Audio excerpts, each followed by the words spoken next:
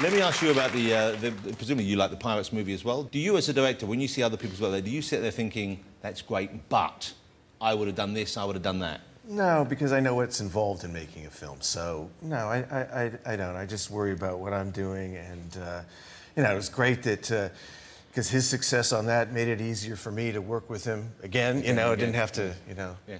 But I'm amazed because, I mean, it's a remarkable process. And obviously, when there's big money involved, which there is, for people to trust people like you to make something as strange as the films you tend to choose, that's a big risk by then. And yet you guys don't seem that flustered about it. You seem like, I'm going to do this. You have that confidence in your own vision or your own ideas. Was that always the case, Tim? Yeah, I mean, it's confidence or stupidity or just ignorance or whatever, but it's just kind of the desire to make what we wanted. And, you know, I've been lucky from the very beginning to, you know, from... You know, Scissorhands, even though they didn't really want to do it, but, you know, after Batman, I got the chance to kind of just do a low-budget kind of thing. So I've had the chance to, you know, do the things I've wanted to do.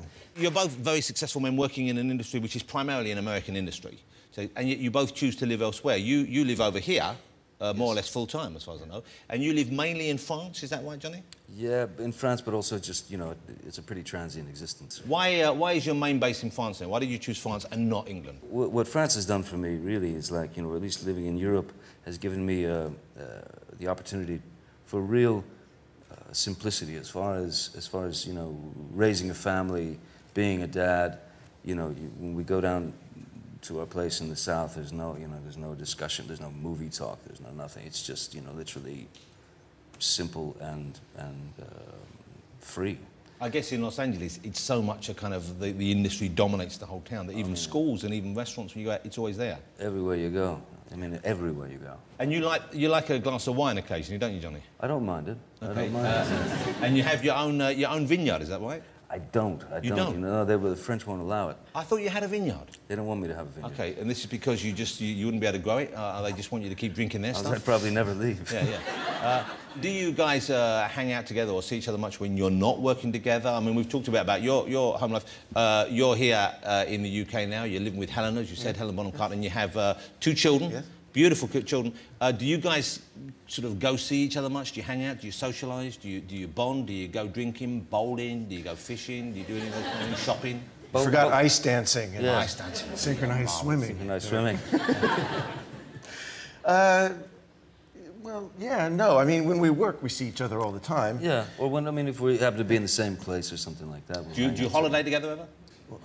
I don't even holiday with my own family, so I would certainly be in trouble if I holidayed with him. Well, you know, but it's just a phone call away, Tim. Just phone them up and say, hey, we're thinking of going to Centre Park or somewhere. What are you doing? Sorry, holiday kids, I'm off to the Bahamas with Johnny. No, I'm not saying you should go alone with him and his family and leave yours at home. I'm saying both groups of family book, you'd probably get a better rate and go and stay somewhere together. But I imagine it would be kind of like, not like working, but it would be a continuation of work. If you were away together, you would find yourself talking about those kind of things. Well, we'd probably develop, like, strange things like, you know, like Martin Landau's Hot Tub. Oh, yeah. Things like that. TV shows. We've dreamed up TV shows. Yeah. Okay, Martin Landau, of course, worked with you both in the Ed Wood movie. Yeah. What was the idea for the Hot Tub TV show? Just have a talk show. You might want to do it, but in a hot tub. Wherever the guest comes in. Guest comes in the hot tub. Naked in the hot tub. Yeah. Well, I'm up for it. So when you sit down together, or when you pitch on it to Johnny, do you see pretty much eye to eye? Because it's unusual that a couple who've worked together on so many films are still friendly, are still prepared to work together. I mean, most directors I know, eventually, they hit a wall with their leading actors and vice versa. You're on the same page pretty much all the time? Yeah, I mean, oddly, like, you know, like, even when it comes down to, you know, script notes and stuff like that, if we'll sit down to talk about the character or talk about a scene and compare script notes, and there have been times when they've been, like, identical, you know, or the notes on the page.